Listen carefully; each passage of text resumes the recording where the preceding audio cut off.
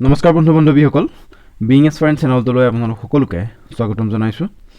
আজি আমি এই ভিডিঅ'টোত ইউপিএছচি প্ৰিলিমছ GS 1ৰ আসাম জিকে কেইটামান গুৰুত্বপূৰ্ণ প্ৰশ্নৰ ওপৰত আলোচনা কৰিম। এইটো পাৰ্ট 4ৰ ভিডিঅ' হ'ব। ভিডিঅ'টোত 20টা গুৰুত্বপূৰ্ণ প্ৰশ্ন থাকিব।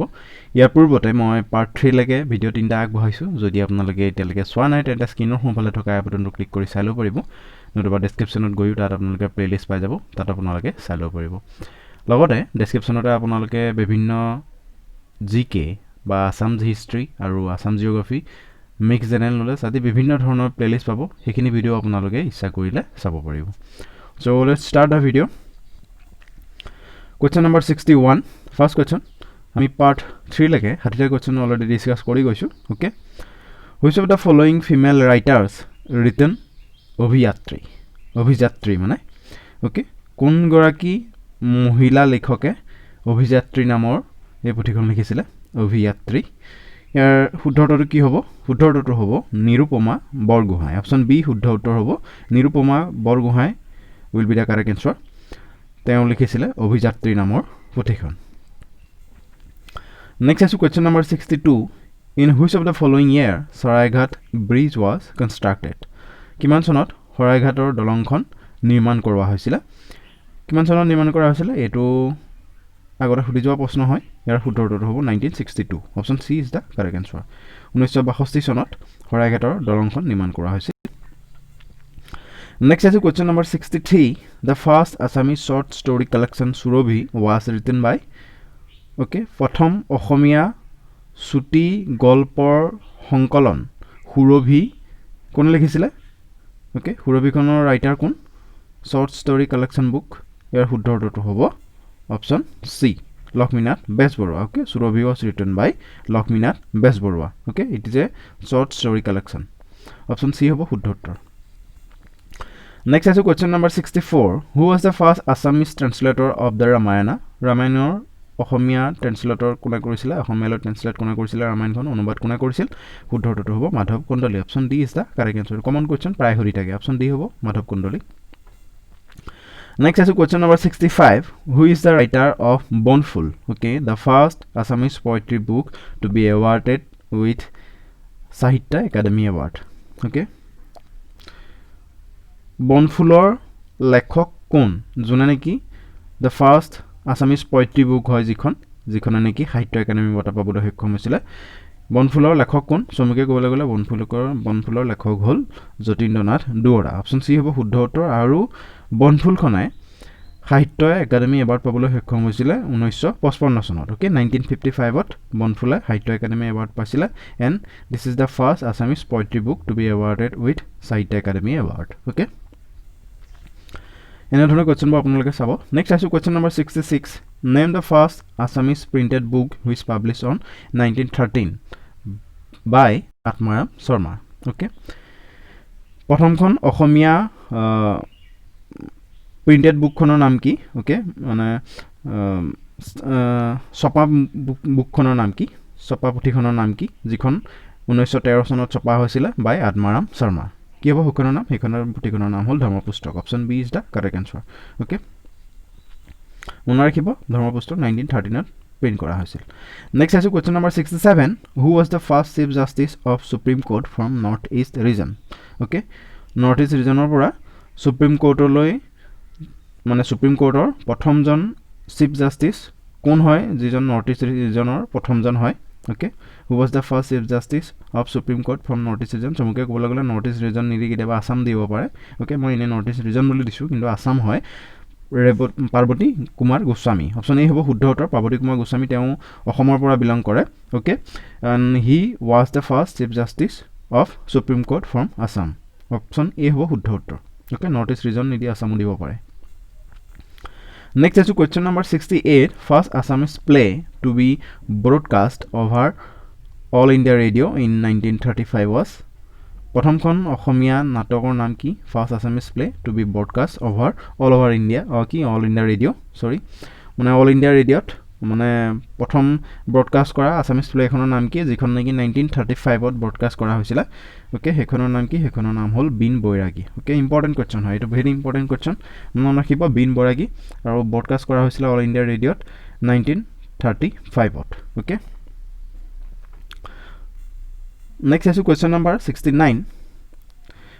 In which of the following year Guwahati High Court was established? Guwahati High Court kita establish kora hoisila here huddortor hobo 1948 1948 sonot Guwahati High Court establish kora hoisila. Next is question number 70.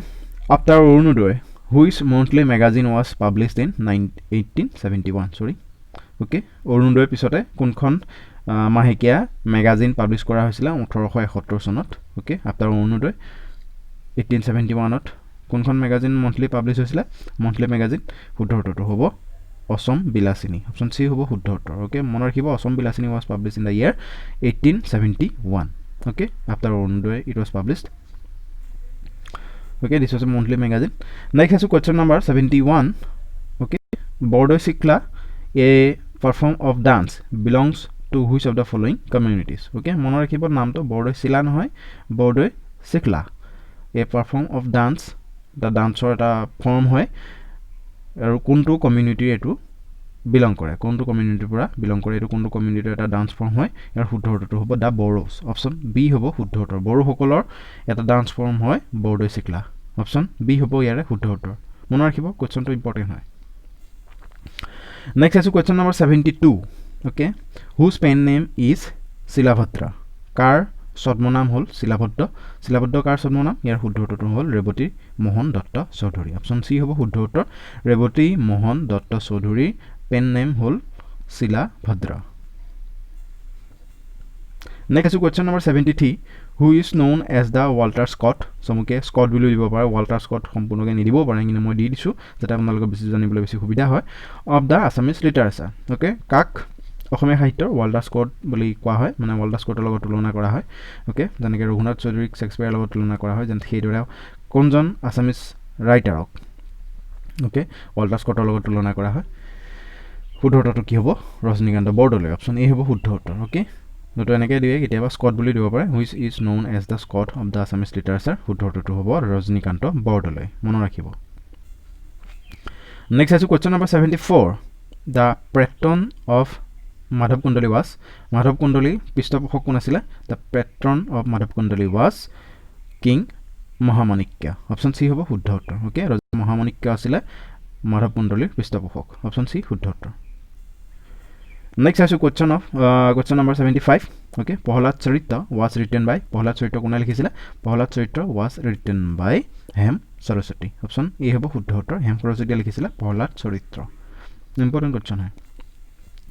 Next is question number 76.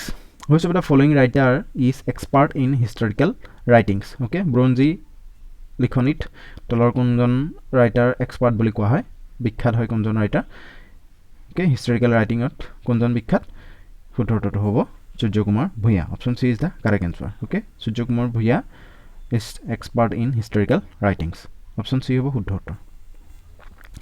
Next is question number 77. The first work of Madhavdev was Madhavdevor prothom to kormoraji ki asile? Prothom kon kormoraji ki? তেওঁৰ প্ৰথম কৰ্মৰাজি হল জন্ম ৰহস্য. Option D is the correct answer. Okay, মাধৱদেৱৰ প্ৰথম কৰ্মৰাজি হল জন্ম ৰহস্য. ওকে, শংকৰদেৱ বা মাধৱদেৱৰ বিষয়ে যিকোনো এটা বা দুটা কোৱেশ্চন প্ৰিলিমছত সুধিব, মানে সুধিব লাগে মোৰ মতে. গতিকে আপোনালোকে চাব, যেহেতু চেম্পল পেপাৰখনতো মাধৱদেৱৰ এখন নাটৰ বিষয় দিয়া আছে, তেনেধৰণে শংকৰদেৱ বা মাধৱদেৱৰ ওপৰত যিকোনো এটা দুটা কোৱেশ্চন মোৰ মতে সুধিব পাৰে. অপচন ডি শুদ্ধ উত্তৰ. Next is question number 78. Rudra Kundali belongs to Rudra Kundali কোনটো পিৰিয়ডৰ পৰা belongs কৰে, তেওঁৰ কোনটো যুগৰ হয়? Okay, Rudra Kundali belongs to the Prag Vaishnav period. Option C হ'ব শুদ্ধ উত্তৰ. Prag Vaishnav যুগৰ কবি হয় Rudra Kundali. Option C শুদ্ধ উত্তৰ. Next is question number 79. Assamese, its formation and development is a famous work of Assamese language. Who is the author? এখন বিখ্যাত পুথি হয় Assamese, its formation and development. এখনৰ লেখক কোন? ওকে, এখন অসমীয়া ল্যাঙ্গুৱেজৰ অসমীয়া লিটাৰেচাৰ এখন ফেমাস বুক হয় Assamese, its formation and development. ইয়াৰ অথৰ হল কোন? ইয়াৰ অথৰ হল ডক্টৰ বাণীকান্ত কাকতি. এটা খুব কমন কোৱেশ্চন আৰু বুকখনো খুব ইম্পৰ্টেন্ট হয়. মন নামটো মনে ৰাখি ল'ব, Assamese, its formation and development. ইয়াৰ শুদ্ধ উত্তৰটো হ'ব ডক্টৰ বাণীকান্ত কাকতি. বাণীকান্ত কাকতিয়ে দিবে লিখিছিলে পুথিখন. ওকে, নেক্সট আছে question number 80 and the last question of the video. Who is the writer of the first Assamese social drama Ram Navami? Okay, first social drama Ram নৱমীৰ Assamese first social drama Ram নৱমীৰ লেখক কোন ৰাম নৱমীৰ লেখক হ'ল কোন Gunabhiram Barua option C শুদ্ধ উত্তৰ হ'ব অ'কে গুণাভিৰাম বৰুৱাই দেৱে লিখিছিলে ৰাম নৱমী নামৰ এখন ড্ৰামাখন অ'কে ছ'চিয়েল ড্ৰামা হয় এখন আৰু এখন লিখা হৈছিলে কেতিয়া 1857ত অ'কে 1857 চনত 1857ত ৰাম নৱমী লিখা হৈছিলে গুণাভিৰাম বৰুৱাই আৰু আজিলৈ ভিডিঅ'টো ইমানতে সামৰিছোঁ যদি আপোনালোকে ভিডিঅ'টো চাই ভাল পাইছে তেনে ভিডিঅ'টো লাইক কৰি দিব বন্ধু বান্ধৱীৰ মাজত ভিডিঅ'টো শ্বেয়াৰ কৰি দিব আৰু পৰৱৰ্তী পৰ্যায়ত আমি ইয়াৰ পিছৰ পাঠসমূহ দিবলৈ চেষ্টা কৰিম চিৰিজটো কণ্টিনিউ কৰিবলৈ চেষ্টা কৰিম তেতিয়ালৈকে ভিডিঅ'সমূহ আপোনালোকে চাই থাকিব আৰু যদি চেনেলটো ছাবস্ক্ৰাইব কৰা নাই তেনেহ'লে চেনেলটো ছাবস্ক্ৰাইব কৰি দিব আৰু শেষলৈকে ভিডিঅ'টো চোৱাৰ বাবে সকলোকে ধন্যবাদ